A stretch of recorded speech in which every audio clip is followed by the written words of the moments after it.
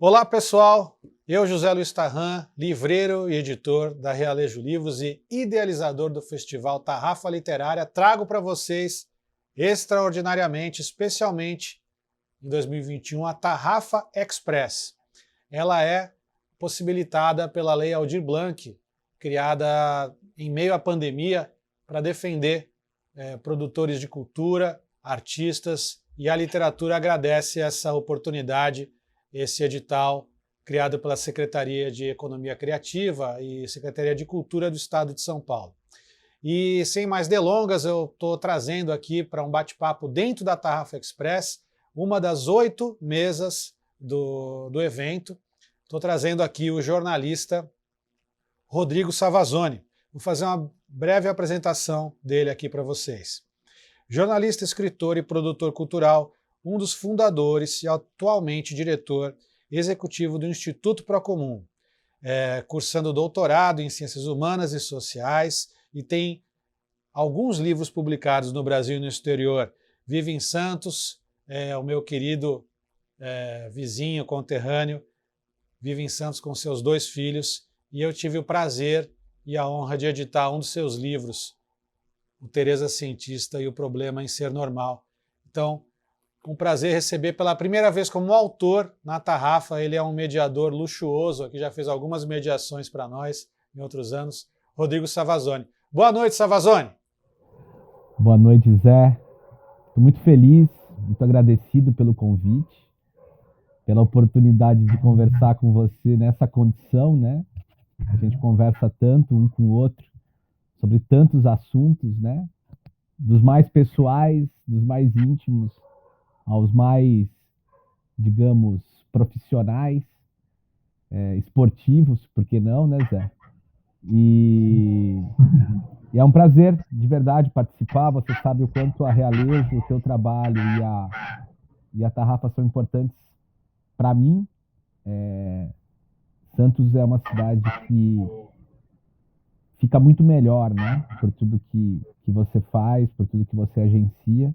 E que bom que a Aldir Blanc, né? Que essa lei veio a partir de uma grande movimentação, né, do setor cultural para garantir que isso acontecesse e gerou, né, essas condições para que a gente pudesse estar aqui hoje conversando. Muito obrigado pelo convite. Eu que agradeço. E que bom que essa lei se chama Aldir Blanc, né? Que é uma forma de eternizar e de dar força para esse personagem da cultura brasileira que faleceu pela Covid também, né, Savazone? Não, infelizmente, né, Zé? O Aldir era um letrista fabuloso, né? Chegou inclusive a ser intérprete, pouca gente ouviu ele cantando, mas ele cantava também. Cronista, um escritor fabuloso, né? E foi uma das vítimas da Covid, né? Uma das vítimas desse genocídio não anunciado que nos ataca, né? E que segue em curso. Então, viva Aldir Blanc, viva a Realejo, viva a Tarrafa, viva a literatura, viva a música brasileira, viva quem resiste, né, Zé? É isso, meu amigo. Savazone, eu vou esquecer a nossa intimidade aqui, vou fazer de conta que eu não sei muita coisa de você, mas eu quero sim que a gente estabeleça essa nossa conversa a partir lá do começo. Eu tenho curiosidade, assim, de dividir com os amigos, né, a sua construção, primeiramente como leitor. Me fala da tua memória mais antiga como leitor, Savazone. Zé, eu sou filho de uma professora de língua portuguesa. A minha memória mais antiga como leitor vem dos próprios relatos da minha mãe, que quando estava grávida de mim, conta ela, na faculdade de letras, de literatura, de letras português e inglês, na cidade de Jundiaí, ela estava estudando os poetas românticos. Ela gosta de contar essa história porque, enfim, de alguma maneira depois eu me conectaria muito com essa geração, né, de escritores e tenho por eles enorme apreço. E a minha mãe sempre me contava essa história. Então eu diria que a minha relação com a literatura ela é intrauterina, né? Ela nasce dessa própria influência, né, da dona Solange, que provavelmente vai estar nos assistindo, ela que é uma boa amiga sua também, e uma entusiasta, né, da tarrafa, e obviamente uma fã coruja do filho. Ela me relata essa história, né, desde que eu me conheço por gente, ouço ela contando isso. Então é uma relação que começa muito cedo, por assim dizer. Depois eu acho que quando eu começo, né, a estabelecer uma relação muito forte com a leitura, já, enfim, na primeira infância, né, a gente sabe o quanto é importante, né, a relação e a herança dos pais, né, a relação que os pais trazem com os livros, isso influencia, obviamente, né, os filhos. Eu me recordo de frequentar bibliotecas, né, de gostar muito desse espaço, desse ambiente. Meu pai também, né, um grande leitor, um estudioso, que está sempre em busca de informação. Meu pai, ele sempre me contava, né, ele frequentava, você sabe que no final do século XIX, um dos modelos principais de instituição cultural que se desenvolveu no Brasil foram os gabinetes de leitura. Em Jundiaí tinha um, que é o Gabinete de Leitura Rui Barbosa. Meu pai era frequentador, era um ponto de encontro com os jovens. E ali eles, né, se encontravam para discutir literatura, para discutir política, ainda na época da ditadura militar.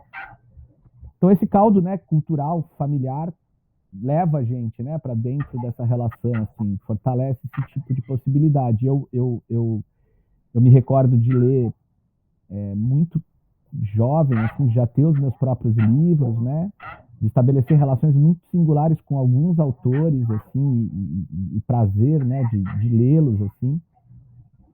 Inclusive, né, o Gênio do Crime, que é um livro, por exemplo, né, de um autor importante para nós, né, que foi um livro que me marcou muito na infância, essa coisa da escrita que te pega, né, e te leva.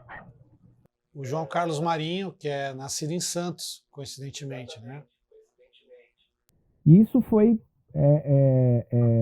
desde sempre, Zé. Eu acho que a relação com a literatura, ela é muito, assim, é uma proximidade, e ela veio junto também com a escrita, né? Desde muito pequeno, eu começo a cultivar o hábito de me expressar pela escrita, pela palavra, né? De gostar dessa ruminação que a escrita propicia para a gente ordenar as ideias. E acho que é um pouco por aí, assim, né? A adolescência veio e eu tenho uma experiência muito impactante, que eu acho que daí é quando eu digo que há né, um direcionamento, assim, na minha vida, né? Porque durante muito tempo eu pensei em estudar literatura, né? Em fazer uma carreira dentro desse campo, mas aí quando eu tinha ali meus 14, 15 anos, eu encontro, né, com a política, a partir da influência de um professor de história, mas também da observação do mundo como ele era. E eu começo a ler, na adolescência, uma coisa que me marcou muito foi ler os relatos autobiográficos, até porque esse é um pouco o nosso tema de hoje, então queria também trazer isso, que foi os relatos autobiográficos da época da ditadura. Né? Os Carbonários, do Alfredo Sirkis, que infelizmente recentemente faleceu, que é um livro que conta a experiência dele como estudante secundarista durante a ditadura e a luta contra a ditadura. Né? 1968, o ano que não acabou, do Joanir Ventura, que traz todo um relato aí mais jornalístico, mais panorâmico, mais o batismo de sangue do Frei Beto, o que é isso, companheiro, né? Do Gabeira. Você tem uma literatura memorialística muito importante, que foi produzida sobre a experiência da ditadura, construída em primeira pessoa. E essa literatura me influenciou muito na adolescência. Eu li isso muito cedo, ali com 14, 15 anos. Foi um professor de história que te apresentou, e a partir daí você foi se mergulhando nesse tema. Foi uma sucessão de elementos, né? Estudar um pouco da história do Brasil naquele momento me parecia... Teve aquele momento todo de 92, né, do Fora Collor, o impulsionamento dos Cara Pintadas. Teve aquela minissérie na Globo, Anos Rebeldes, que também foi uma influência muito grande, assim. Eu queria ser o João Alfredo, eu queria namorar a Maria Lúcia, né? Era o Cassiano Gabus Mendes com a Malu Mader, né? E eles... Aquela série foi muito inspiradora, assim. E aí aquilo me trouxe para esse universo, assim. E esse foi um universo muito importante porque ele trouxe dois elementos para mim. Eu não tinha uma família de militantes, né? Uma relação próxima, assim, com a política ativa. mas aquilo me despertou para essa vontade e um pouco para essa figura, que aí é uma figura neorromântica, né, Zé? Que é desse híbrido, né, de escritor, guerrilheiro, esse cara que tenta mudar o mundo, né, pela poesia e pelas armas. E esse é um personagem muito forte, né, do imaginário da literatura latino-americana, que depois eu iria encontrar, né, em vários outros autores que me inspiraram. Mas nesse momento isso foi uma coisa que me seduziu demais, assim, né? Essa vida dedicada à possibilidade de agir, né? Pela palavra, politicamente e artisticamente, né? Eu digo que ali foi para mim um caminho que né, se anunciou e assim, de alguma maneira que eu tenho feito desde então, de diferentes maneiras, né? Tentando realizar as coisas por diferentes caminhos, assim. A gente não comentou aqui, né? Mas você passou também para o mundo da política durante um período da sua vida, né? Você passou pelos grandes jornais também, como o Estado de São Paulo. Você produziu livros de não ficção e de ficção. E você, somado a isso tudo, tem uma veia poética e uma comunicação também com muita propriedade, né? Você se comunica muito, você é um cara da comunicação.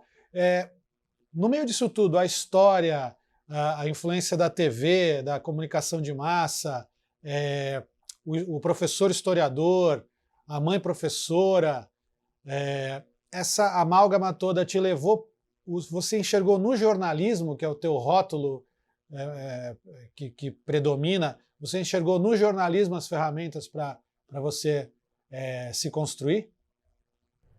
Eu sou de uma família de classe média, né? Classe média, assim, né? Minhas avós eram analfabetas. Analfabetas que eu digo foram mulheres que foram estudar já na idade madura, né? Minha família, a geração dos meus pais é a primeira geração a estudar na universidade, né? Meu pai médico, minha mãe professora.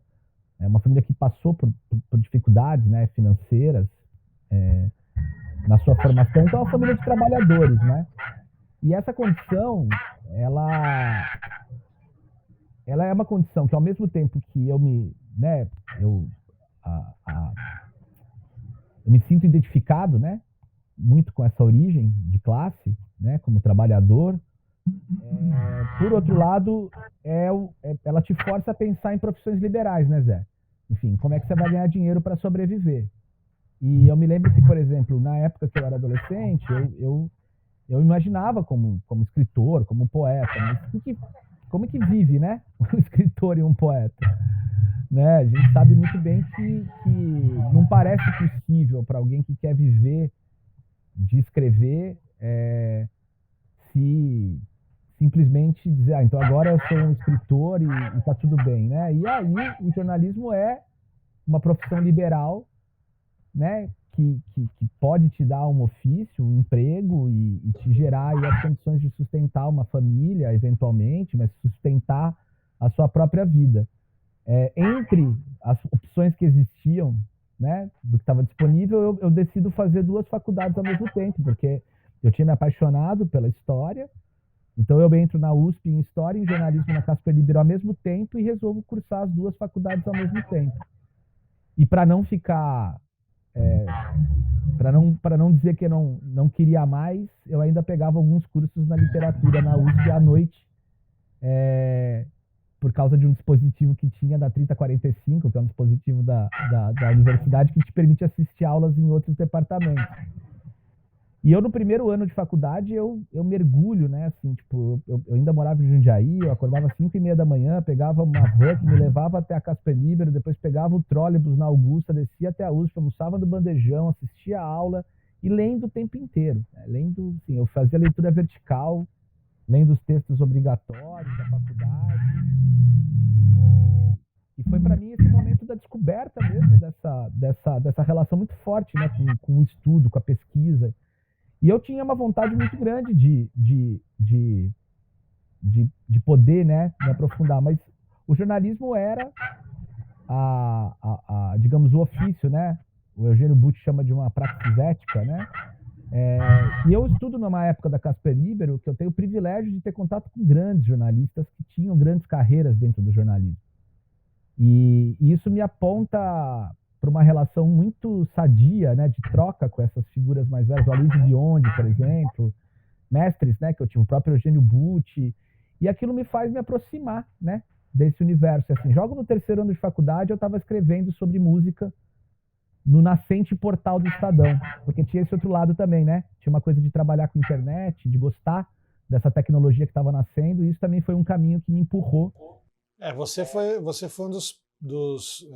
da vanguarda da comunicação em rede, né? No Brasil, né? Eu participei da primeira equipe, né? Do portal do Estadão, que estava entrando no ar no final de 99. Então eu peguei aquela internet ainda pré-bolha da Nasdaq, né? Quer dizer, o primeiro grande ciclo ali de produção de conteúdo. E eu fui cair justamente na editoria de cultura do portal do Estadão, cujo editor era o Roberto Tadei, que hoje é o diretor, né, de formação de escritores do Veracruz. O Roberto só mais 4, 5 anos mais velho do que eu, e a gente montou um grupo ali que tinha o Daniel Gelim, o Zé Guilherme Pereira Leite, enfim, um pessoal que a gente ficava mergulhado, né? Era um privilégio, né? Assim, super jovens, podendo cobrir cultura dentro de um grande jornal. A internet recebia tudo, né? Você não tinha aquela escassez do papel, embora não tivesse prestígio, tinha espaço. Então eu vivi 2 anos como repórter. Imagina, né? Quer dizer, eu brinco que foi, para quem já leu, né? Eu brinco que foi minha fase Almost Famous, aquele quase famosos, assim, porque eu ia no Bourbon Street, por exemplo, e a assessora de imprensa me adorava, tal, porque, enfim, tava ali, né? Tipo, andando por São Paulo, com acesso aos principais shows, entrevistando artistas da música, escrevendo, e vira e mexe pintava ali um espaço também para publicar no jornal impresso, no Estadão, no Jornal da Tarde, e aquilo foi uma experiência que acontece ainda quando eu estava como estudante, mas eu já era repórter, né? Então eu escrevia muito nessa época, assim. Aí a gente fundou um coletivo que inclusive fazia parte o André Deac, a Vanessa Bárbara, chamava Em Crise, e a gente produzia jornalismo, queria fazer jornalismo literário, né? Assim, uma coisa muito nessa pegada de escrever, né? Jornalismo e literatura, e construir grandes reportagens, né? Era uma delícia, assim, e isso tudo nessa dualidade, né? Cultura e política, assim, arte e a vontade mesmo, né? De contar essas histórias desse tempo que a gente estava vivendo. Então, o jornalismo, ele primeiro aparece para mim como uma profissão, né? Como uma possibilidade de ganhar dinheiro escrevendo, né? Depois eu vou encontrar, né, na cultura digital, na discussão sobre a tecnologia, nas várias formas de pensar as várias linguagens, né, que se abrem, né? É um campo vasto, né, super criativo, assim, e eu acabei também enveredando por aí, assim, produzi muita coisa nessa vertente, né, da produção multimídia. É interessante você contando teu caminho, né? Porque você gosta das pessoas mesmo, né? Você tem um elemento aí que você não citou, mas que é o boteco, o bar, que é um campo democrático de desavenças. E você, apesar de falar de todos esses locais de trabalho, você falou de pessoas, né? Então, eu acho que se você vivesse em outras épocas, você estaria nesses grupos criativos do modernismo ou de outros momentos. Me fala sobre isso, sobre o campo não formal e os grupos criativos que você acabou agora não, mas recentemente você construiu um instituto Procomum, não é? Que me parece também que ele se constrói muito em torno das ideias e de um coletivo, ele não é algo personalizado em um. Queria que você me falasse como você se nutre das pessoas, Savazone. Muito legal essa pergunta, Zé, porque eu acho que uma das coisas que a gente sabe, né, fazer literatura exige uma certa dose de solidão, né, de uma entrega a um tempo da escrita. E eu sempre fui um cara dos movimentos, assim, realmente, tipo, eu gosto muito daquela frase do Luiz Antônio Simas, né? Que é o contrário da morte não é, o contrário da vida não é a morte, né? Mas é o desencanto, né? É o desencanto que põe tudo a perder, né? E essa coisa do encontro com as pessoas, né, de juntar gente para fazer coisas é algo que me acompanha desde muito cedo, né? Se eu disse para você que eu me encontro, né, com a literatura, que meu encontro com a literatura e com os poetas românticos é intrauterino, né, e que depois se desenvolve ao longo da vida, meu encontro com fazer bagunça desde sempre. Assim, meu primeiro clubinho, eu me lembro, eu morei em Caraguatatuba uma época, eu fundei lá com os meninos num terreno baldio com 7 anos de idade. Assim, a gente juntava ali e fazia acontecer. E desde então eu fui sempre participando muito de movimentos. Eu acho que tem uma coisa muito singular, que às vezes passa ao largo, que esse momento da efervescência do início dos anos 2000, né, com a internet vindo com toda a força, o Fórum Social Mundial em Porto Alegre, né, que colocava o Brasil como uma vanguarda democrática para o mundo, né, foi um período muito interessante, e eu participei com muita avidez de tudo isso, né, com muita vontade, assim, com muita vontade de viver, né, de se entregar a esses encantos todos que isso gerava. E é isso, né? O lugar do encontro, da encruzilhada, né? O botequim, a festa, né? Juntar as pessoas para fazer coisas acontecerem, assim, sempre foi é, algo que me acompanhou e de que eu gosto muito. Então, criar, né? É isso, eu falei, a gente logo criar veículos, né? Fazer o próprio espaço para publicar. Puta, foram sem fim de coisas nesse sentido, assim. Então, desse ponto de vista da trajetória, eu costumo dizer, Zé, que eu só me interessa o que eu não sei, né? Quando eu acho que eu já sei alguma coisa, eu vou fazer outra coisa, assim. É, isso ao mesmo tempo que me traz uma vivência muito feliz por conta de experimentar e estar sempre com os olhos vivos, né? Buscando novidades. Ao mesmo tempo também, né? Tem gente que insiste, persiste, né? Numa mesma coisa e obviamente que vai depurando, vai deixando cada vez melhor, né? Com o tempo. Mas é um pouco a escolha que eu acabei fazendo por características de personalidade. E é isso, né? Se eu não fosse, até por tudo isso, até por toda essa movimentação, essa movida, né? Participar das coisas, se escrever não fosse algo tão necessário, eu não teria tempo, né? Tem às vezes gente que me pergunta, mas em que horas você escreve, né? Fazendo esse montão de coisa que você faz. E é isso, né? Ao longo dos últimos anos eu publiquei alguns livros porque escrever para mim é vital, né? Eu preciso contar tudo isso, né? E de alguma maneira, né? Por diferentes caminhos. E eu acho que é um pouco por aí.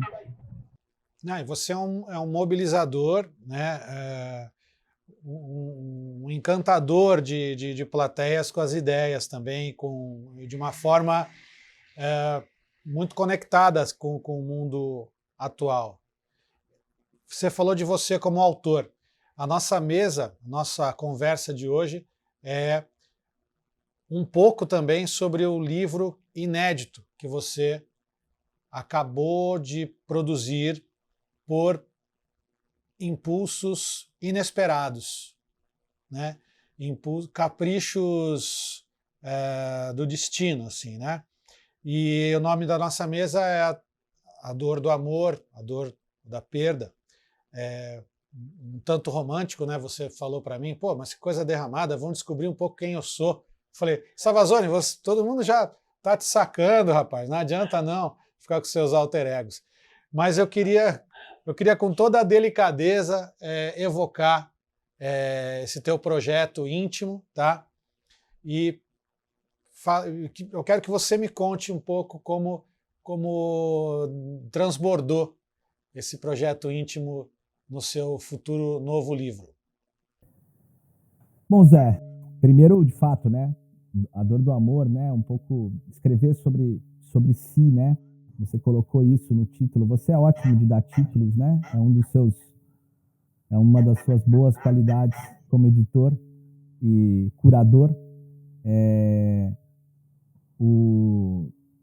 E aí eu acho que tem um pouco dessa coisa, é que eu me lembro muito da Lia, minha companheira que faleceu, né, e sobre ela que nós vamos falar um pouco agora, mas ela sempre tirando um pouco de sarro dessa minha condição derramada, né, canceriano, e quando você mandou o título, eu falei, puxa, né, não tenho dúvida que ela diria, aí, Rodriguinho, um título canceriano para você poder falar a respeito desse tema, assim. Mas bom, esse projeto se chama 12 Luas, esse é o título provisório, digamos, mas que eu defendo, né? É um livro que eu organizo, né? Escrevo a partir desse fato determinante na minha trajetória, na minha vida, que é a morte da Lia Rangel, minha companheira por 21 anos, com quem eu tenho 2 filhos, minha grande parceira de vida, um grande amor. E ela, enfim, aos 39 anos recebeu um diagnóstico de câncer de pulmão, um câncer super raro. Depois de algum tempo senti dores lancinantes nas costas, que ela investigava para saber o que era e nunca descobriu. E quando descobriu já era, né, a doença já estava em estado avançado e ela recebe, na verdade, um diagnóstico que é também uma sentença de morte, né? Entre o momento em que ela recebe esse diagnóstico e a morte, passam-se 1 ano e 10 meses de um sofrimento, né, muito, muito profundo.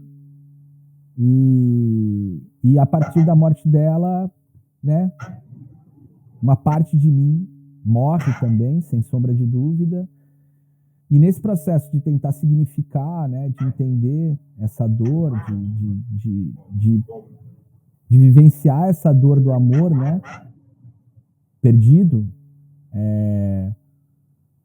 num belo dia eu estou em casa, aqui na casa que eu moro agora, para a qual eu tinha me mudado, que não era a casa onde a gente vivia antes dela morrer, e eu tomo contato com um senhor que trabalha recolhendo produtos recicláveis, né, para vender, o Romão. Ele me conta, eu não sei como, eu vou entregar lá um negócio para ele, a gente entra numa conversa e ele me conta que ele era viúvo. E nessa conversa, aquilo me toca muito, a conversa que a gente tem. Ele me conta a história dele, que ele tinha perdido a esposa quando o filho estava por um câncer também, e o filho mais novo, ele tinha 3 filhos, o filho mais novo tinha 1 ano de vida, e aquela conversa com ele me inspira a escrever um texto. Eu sento e escrevo esse texto, de forma bem apressada, e eu mostro para alguns amigos, assim, e aí o Renato Rovai, que é editor da revista Fórum e da Folha Santista, que é um veículo de Santos, me pergunta se eu não tinha vontade de publicar. E eu falo, eu acho que sim, né? E disso nasce uma experiência de começar a escrever crônicas sobre esse tema, que no começo são crônicas em que eu vou tentando acercar, né, a questão de entender e processar esse luto. E de repente aquilo vai me dando um espaço de trabalho contínuo sobre de produção, né, sobre esse episódio, né, que vai se abrindo e vai se misturando também com 2 outros movimentos, que é o movimento de encontro. Ali era escritora, né, era jornalista, a gente se formou juntos na faculdade, a gente se conheceu na faculdade de jornalismo, passamos uma vida compartilhando, e ela trabalhava com escrita autobiográfica, escrita de mulheres, sobretudo, trabalhando com um trabalho construindo, né, um espaço para ela nessa direção. Foi, inclusive, também partícipe, né, de ações aí na Realejo. E ela deixou várias coisas escritas. E nesse mergulho nas coisas que ela tinha escrito, das memórias, né, da minha relação com a própria escrita, eu fui chegando, né, num formato que foi se desenhando e eu comecei a publicar semanalmente, às quintas-feiras, e disso foi gerando uma interlocução com algumas pessoas. Então, num primeiro momento, ele não nasceu para ser um livro, né? Nasceu como um processo de expiação, de transposição. Eu não sei nem do que eu estava em busca, assim, talvez era um pouco disso que você mesmo disse, né? Assim, um pouco de estabelecer um contato com as pessoas a partir do momento que a gente estava vivendo uma pandemia e que esse contato não estava, né? Que eu não podia nem ver os meus amigos, né? Que eu não podia nem ir para um botequim. Acho que né? E nesse processo eu vou usar desse recurso que eu trago comigo desde sempre, que é a escrita, para tentar significá-lo. E eu acho que daí vem também uma coisa de um encontro com a literatura, né? Um encontro muito forte com isso, que sempre foi uma vontade própria, né? De trabalhar com um texto que, enfim, se aproximasse do texto literário. E eu acho que um pouco esse projeto vai nesse sentido, Zé. Assim, ele vai na direção de buscar encontrar uma voz como escritor para falar dessa dor e para recuperar essa memória. Até comentei com você que uma das coisas que eu fiz ao longo desse tempo foi justamente também estabelecer interlocução com outros autores que escreveram autobiograficamente sobre a experiência de perder um grande amor, né? E uma desses textos que me atravessa, né, que enfim, é um livro bastante importante, que é A Ridícula Ideia de Nunca Mais Te Ver, da Rosa Monteiro, escritora espanhola, onde ela narra justamente, enfim, ela compartilha, né, a experiência da perda do Pablo Liscano, que era o companheiro dela, com quem ela passou 21 anos juntos, eles não tiveram filhos, e ela escreve esse livro sobre a morte dele. E ela tem, no começo do próprio artigo, né, do capítulo que ela fala, que chama A Ridícula Ideia de Nunca Mais Te Ver, ela diz assim: a verdadeira dor é invisível. Se você consegue falar a respeito das suas angústias, está com sorte. Significa que não é nada tão importante. Porque quando a dor cai sobre você, sem paliativos, a primeira coisa que ela lhe arranca é a palavra. É provável que você reconheça o que estou dizendo. Talvez já o tenha experimentado, pois o sofrimento é algo muito comum em todas as vidas, assim como a alegria. Falo daquela dor que é tão grande que nem parece nascer de dentro, como se você tivesse sido soterrada por uma avalanche. Está tão enterrada debaixo dessas toneladas de dor pedregosas que não consegue nem falar. Você tem certeza de que ninguém vai ouvi-la.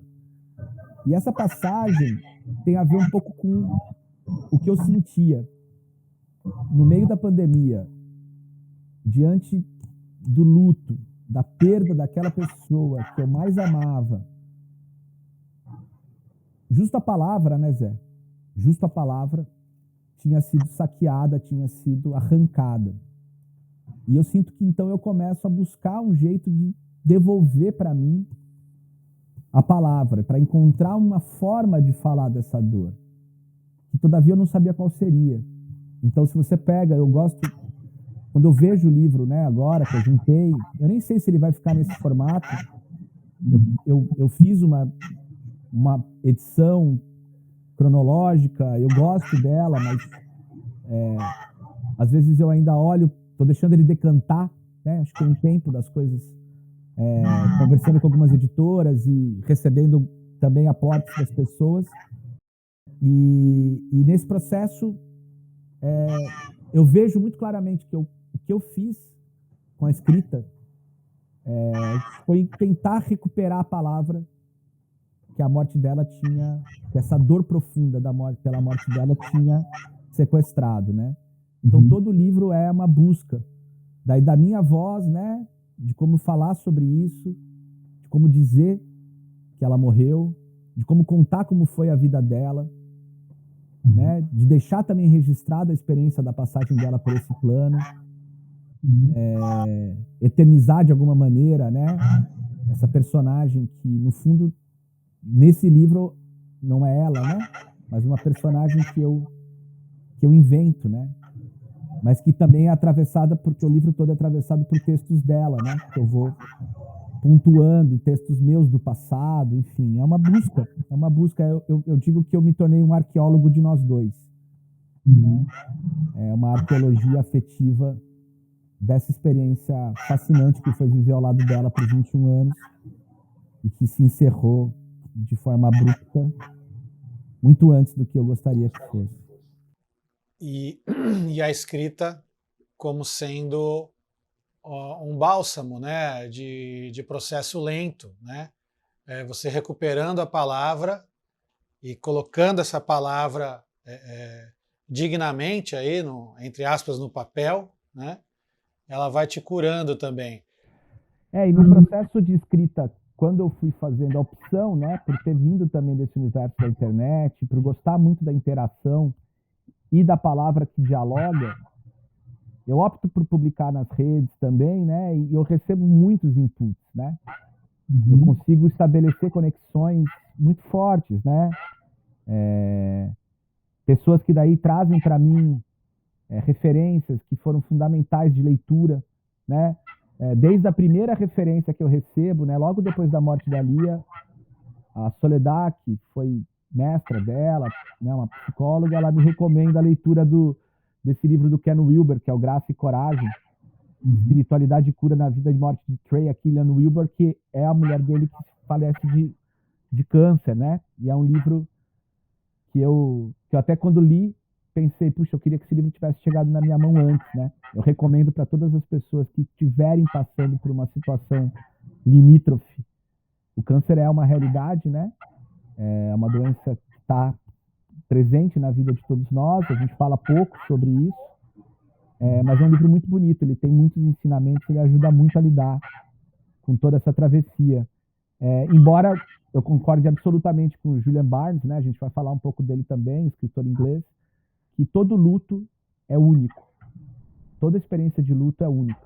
Toda a dor da morte de alguém, ela não é compartilhável, né? Você pode ler o que eu escrevi, pode ler o que outros escreveram, né? E acho que isso faz parte de um processo de acercamento, diria inclusive da recuperação dessa possibilidade de falar sobre, mas a experiência em si ela é muito exclusiva, né? Ela não é reproduzível. Mas foi a partir da disposição de colocar a cara para falar da dor em público, a dor dessa perda, que eu fui conseguindo também ir elaborando diálogos, que eram diálogos literários, né? E que foram trazendo referências. Então, esse livro lindíssimo da Natalie Goldberg, que é um livro clássico sobre escrita criativa que eu não conhecia, que chama Escrevendo com a Alma, que tem a ver com autobiografia, né? Com escrever em primeira pessoa, né? Esse livro aqui da Pema Chodron, que é uma monja que escreve muito bem, chama Quando Tudo Se Desfaz, foi uma amiga minha, poeta de Brasília, Nanda Barreto, que me mandou de presente, depois de uma crônica minha que leu. Então, foi um processo em que as trocas literárias elas iam acontecendo a partir dos inputs que eu ia trazendo também da escrita que eu ia produzindo. Isso me parece que é algo sadio, no sentido de buscar, de fato, né, com a palavra, com a literatura, com a escrita, um caminho possível de cura, né? A literatura, ela não é... Nós não estamos falando aqui de psicoterapia, né? Nós estamos falando de criação, né? E eu diria que talvez de todos os lugares para o humano conseguir superar a sua condição de dor, ou para poder viver profundamente a experiência da dor, a arte é talvez a mais adequada de todas e a mais que realmente pode te levar ao sublime, né? Que é o que te permite continuar vivendo. Dá para a gente dizer então que as pessoas e os livros cuidaram de você nesse período, não é? A palavra, né? A literatura também, né? Eu acho que a busca pela literatura cuidou de mim, mas que através das pessoas e dos livros, né? Sim. Você consegue descrever, Savazone, quando você enxergou o livro e deu o livro por escrito, a sensação que te deu ao terminar esse livro, que ainda será publicado? Zé, o livro ele se encerra com um dos textos mais difíceis que o texto mais difícil que eu escrevi na minha vida, né? Meu amigo Irineu Franco Perpétuo, que também vai participar da Tarrafa nessa edição, ele é um dos leitores constantes das coisas em primeira mão, né? A gente troca originais desde sempre, né? Eu sempre tenho o privilégio de ler as coisas dele com antecipação e ele as minhas. É muito mais um privilégio meu do que dele, porque, enfim, ele é fantástico. E ele me falou, né, que quando ele leu esse texto, que é o último texto não foi o último que eu escrevi, mas é o texto mais difícil, talvez, que eu já escrevi, e que eu escrevi durante algum tempo aos prantos mesmo, assim, chorando num exercício radical que foi recontar o último dia da vida dela a partir da minha perspectiva, né? O livro ele se encerra, o livro ele chama 12 Luas, porque a Lia tinha uma relação muito forte com o ciclo lunar, nós tínhamos, mas ela muito forte, né? Os ciclos da Lua, e esse caminhar, né, do tempo foi a forma que eu encontrei para organizar, porque eu publicava sempre às quintas-feiras. Não que eu escrevesse às quintas, mas eu publicava, né? E depois de um tempo eu resolvo parar de publicar. As últimas 8 crônicas, elas não foram publicadas, elas são absolutamente inéditas. Porque já não me fazia mais sentido. Porque aí o livro já tinha nascido e eu queria poder encaminhar as coisas para lá, para um outro tempo de leitura. E nesse caso, Zé, o que aconteceu ali, quando eu escrevo esse texto, que eu reconto, né, o último dia da vida dela, é como se eu estivesse tirando aquilo de dentro de mim, né, em definitivo, e ao transpor para o papel, eu estivesse também dando conta do magnífico que foi a forma como ela morreu. Porque tem uma experiência que eu acho que é muito importante que a gente fale sobre, e é muito interessante como a sociedade ocidental, né, ela não enfrenta esse tema, né? A gente fala muito pouco, né, sobre o morrer, sobre a morte. As questões sobre a espiritualidade, muitas vezes também, que advém desses momentos, ficam em segundo plano, né? E a travessia que a Lia fez de compreensão do morrer, a forma como ela morreu, eu achava que precisava ser partilhada com as pessoas, né? Ela morreu numa lua cheia, na lua do Vesak, que é a lua da iluminação para os budistas, né? Porque foi a lua em que o Siddhartha Gautama se iluminou, e é uma lua muito potente, e ela escolheu morrer naquele dia, né? De um jeito muito com uma consciência de si, da travessia dela, e eu tive ao lado dela até o último segundo, né? Até o último suspiro. E eu queria contar isso. Mas como contar isso, né? Como encontrar um jeito de narrar algo tão íntimo, né? Que deixasse de ser meu para que se tornasse de quem puder ter contato com esse texto e poder, a partir daí, pensar na profunda beleza que existe também na morte, né? Se a gente pensar que talvez, é óbvio que eu não queria que ela morresse, mas aquilo que eu vi, aquela experiência foi tão potente que eu achava que ela precisava ser partilhada com mais gente e não ficasse só comigo. Eu escrevi uma parte que eu digo assim, né? Que eu quero ler para vocês, que é assim: escrever sobre as minhas dores tem me ensinado muito. Descobri, por exemplo, que no lapso entre o que sinto e o que escrevo, existe um rio caudaloso, no qual se banham minha memória e minha imaginação, minhas convicções e minhas recusas, meus medos e minha coragem, meus desejos e recalques, meus sonhos e neuroses. É esse rio que irriga a minha escrita. Mas ele secou. Depois de semanas desertificado, recorri a Rilke, né, o Cartas a um jovem poeta do Rainer Maria Rilke. Sobre tudo isto, pergunte a si mesmo na hora mais silenciosa da sua madrugada: preciso escrever?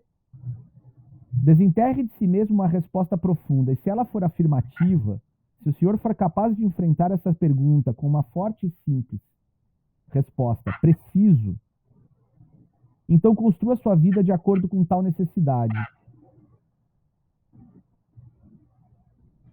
E aí, encontrar essa forma, né, de seguir vivo, eu acho um texto da Lia, que ela escreveu falando sobre a experiência dela de escrita, que ela diz assim: a escrita é um caminho para que eu possa estar mais próxima da luz, menos presa aos desígnios da mente, essa armadilha que parece intransponível. E o tempo? E o tempo? Ah, o tempo. É um presente e também uma ilusão. Por isso digo a mim mesma: desapegue e deixe suas águas fluírem. Tire os galhos do caminho, porque a força dessas águas é bem maior, e ame, porque é a mais especial das dádivas terrenas. E aí eu concluo escrevendo assim: escrever para se aproximar da luz, escrever para livrar-se dos desígnios da mente, escrever para manipular o tempo, enganá-lo, escrever para deixar as águas de meu rio fluírem pelos olhos, pela boca, pelas narinas, pelas mãos que tocam as teclas, escrever para amar e ser amado, porque amei e fui amado, escrever porque um dia não poderei mais escrever, escrever para que seja eterna a nossa história, não apenas enquanto durou, escrever sozinho e triste, mas atento, porque é assim como ensina Rilke, que o futuro entra em nós. As tristezas são os instantes em que algo de novo penetrou em nós, algo desconhecido. Nossos sentimentos se calam em um acanhamento tímido. Tudo em nós recua. Surge uma quietude, e o novo, que ninguém conhece, é encontrado bem ali no meio, no silêncio. E acho que é um pouco aí que entra essa questão da dor, que pode se tornar palavra, sabe?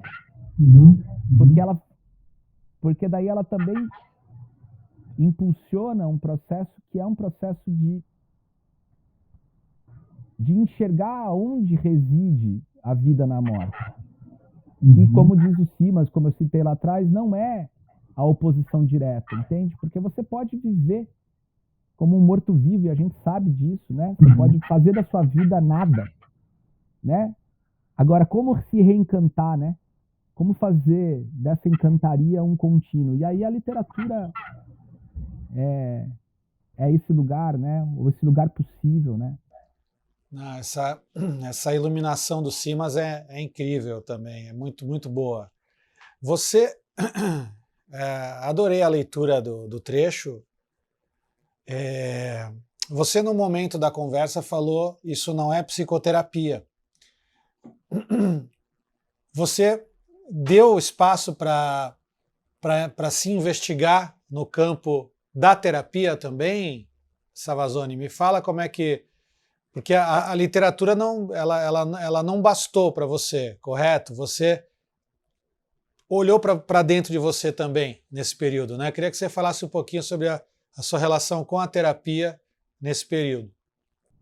Foi interessante, Zé, porque simultaneamente, né, o texto, o livro é todo atravessado por vários encontros e insights também produzidos a partir de um processo terapêutico. Eu tinha uma terapeuta aqui em Santos, a Célia, de quem eu gosto muito, mas que durante o processo de adoecimento da Lia, a gente interrompeu as nossas sessões por uma dificuldade que eu acabei desenvolvendo, e eu fiquei sem ter alguém com quem conversar, né, para fazer esse acompanhamento durante o período mais pesado, né, da minha vida, que foi o período do adoecimento dela. E tão logo ela faleceu, eu fui em busca de encontrar alguém para me atender, né? E eu encontrei meu terapeuta, chama Pedro Pedro Caldas Ramos, ele é diretor do Instituto Gestalt de Vanguarda. E aí essas coisas boas da pandemia, né? Ele estava atendendo online. Ele é um dos discípulos do Cláudio Naranjo, que é um psiquiatra chileno que desenvolveu a Gestalt terapia a partir de uma chave própria, a partir desde os anos 60, 70, um autor prolífico também, com livros lindíssimos. O Cláudio, um grande intelectual que morreu faz pouquíssimo tempo, faz só 2 anos, já com mais de 90 anos. E eu desenvolvo a partir daí esse trabalho com ele, né? Num primeiro momento, basicamente uma escuta sensível dessa dor, que também já não daria nem para chamar de terapia, mas que em paralelo vai se aprofundar sim, numa rota, né, de autoconhecimento que também se expressa na própria produção das crônicas do livro, né? O Cláudio viveu uma experiência muito forte, Zé. Ele perde o filho dele, o Matias, com 37 anos. O Matias tinha quase pouco, ou 10 anos, num acidente de carro. O Cláudio já era uma pessoa que vinha com uma trajetória de vida muito forte, direcionada à busca, né, de si mesmo. Ele era um psiquiatra, um cientista, com uma formação pianista também, uma formação acadêmica brilhante. Foi para Berkeley, nos Estados Unidos, no final dos anos 60, pegou todo aquele movimento da contracultura. E o momento da ruptura da vida dele se dá também numa passagem muito importante com a perda do filho, né? Num acidente. E que o coloca, de fato, no caminho, na direção de um caminho de busca que ele vai, né, que ele vai seguir, vai conduzir durante a vida toda. E ler o Cláudio, né, a autobiografia dele, foi uma experiência muito importante. Eu geralmente sou um leitor voraz, né? Eu quero acabar com o livro, eu quero engolir, assim. Quando estou ali com o livro, eu quero ler rápido. E esse foi um livro que eu falei, não, eu vou fazer. O Cláudio tem várias palestras também disponíveis no YouTube, quem quiser acompanhar, vale a pena. Ele tem coisas muito bonitas escritas e faladas, né?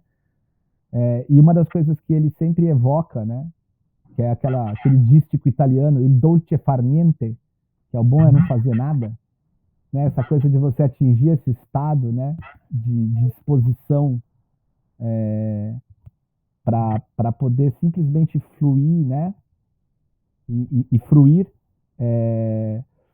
Então, eu acabo me encontrando com esse percurso dele e vou lendo a autobiografia dele lentamente.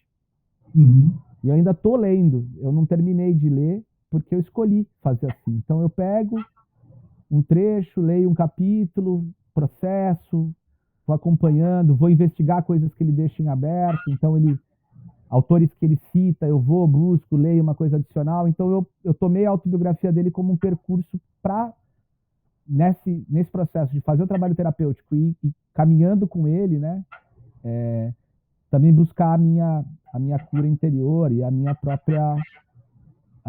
própria forma de assimilar tudo isso e fazer disso um impulso para esse novo momento da minha vida, né, para renascer depois dessa ruptura.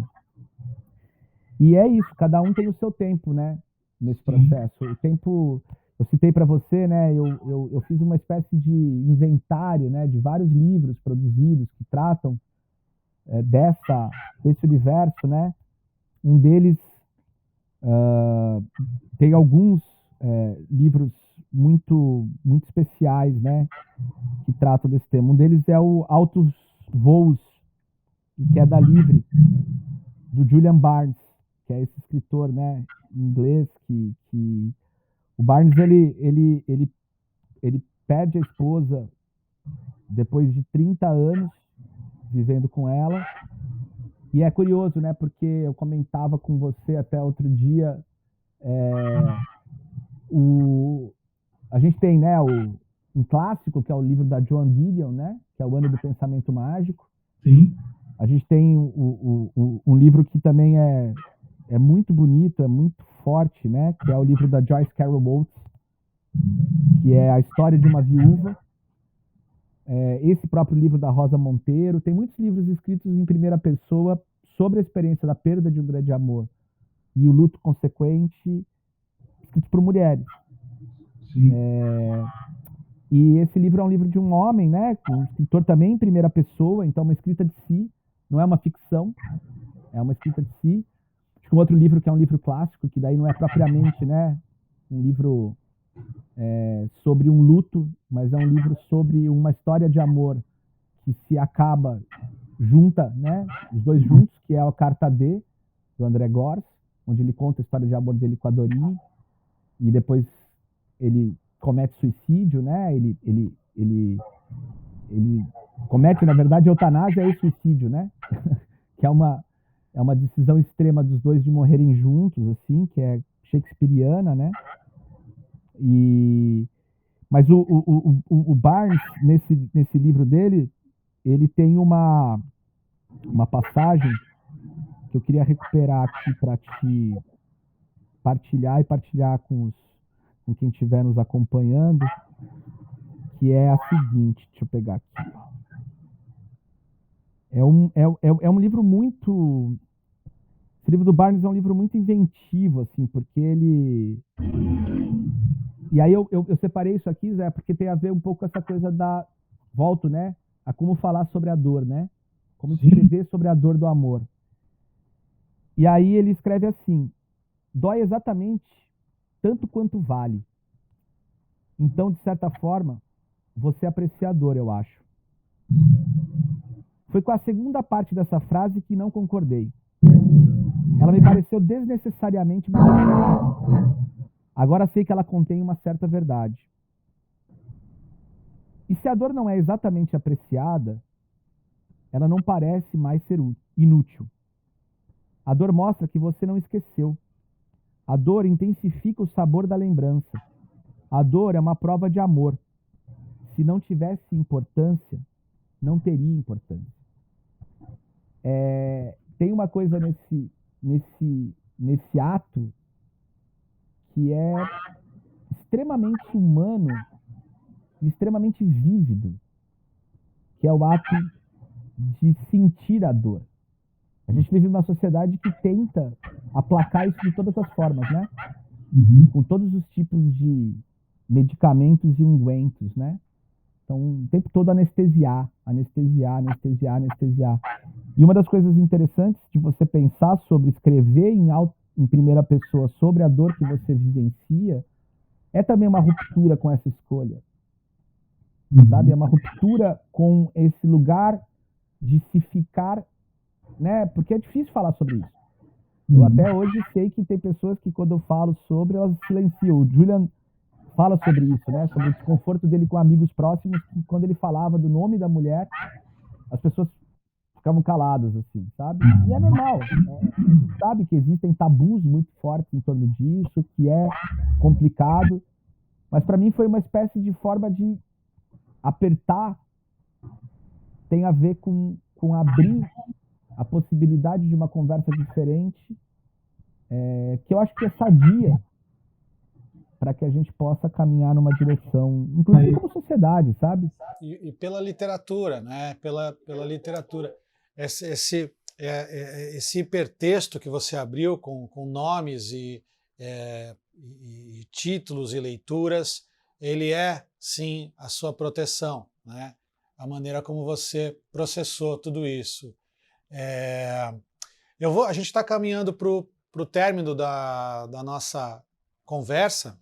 Eu tenho aquela última pergunta que eu vou te fazer, para você fazer um bate-pronto para mim, assim como você faz bem no futebol, que eu sei, você volta e meia forma. Sim, modéstia às favas, formamos uma boa dupla. E eu quero agradecer já de cara pela tua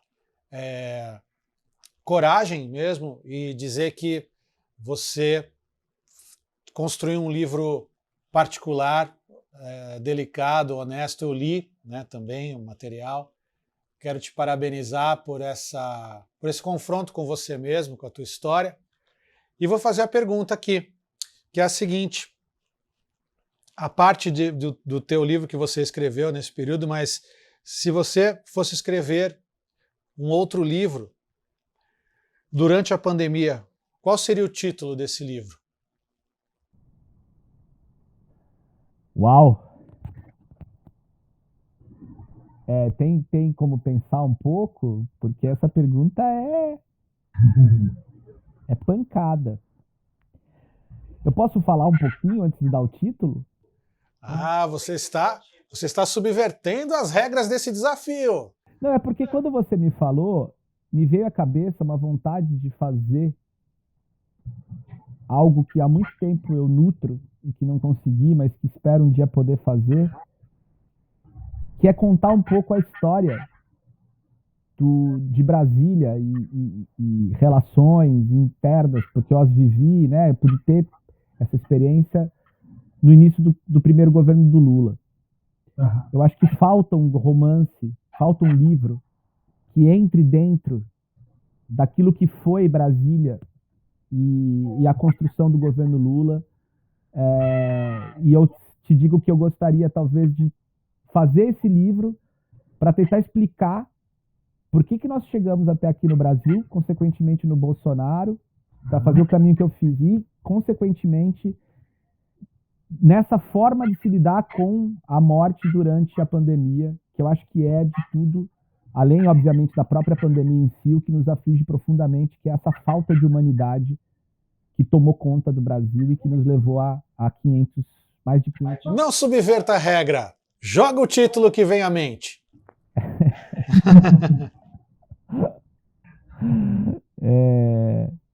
Puta, assim, é um título difícil, mas por que viemos parar aqui? Ou por que deu errado? Algo assim, sabe? Onde erramos? Talvez seja isso, sim. Anatomia do erro. Bom. Vamos chegar lá. Anatomia do erro, Zé. Seria eu acho que daria, inclusive, para falar sobre outros aspectos da pandemia. Seria a anatomia do erro. Pronto. Muito bom, muito bom. Savazone, quero agradecer mais uma vez, falar que foi um prazer para mim, uma honra compartilhar esse tempo de conversa e te dar parabéns pelo teu trabalho, pelo conjunto de ações que te faz quem você é. Um grande abraço para você e até breve, meu amigo. Obrigado, Zé. É um prazer estar junto contigo nessas travessias todas. Valeu.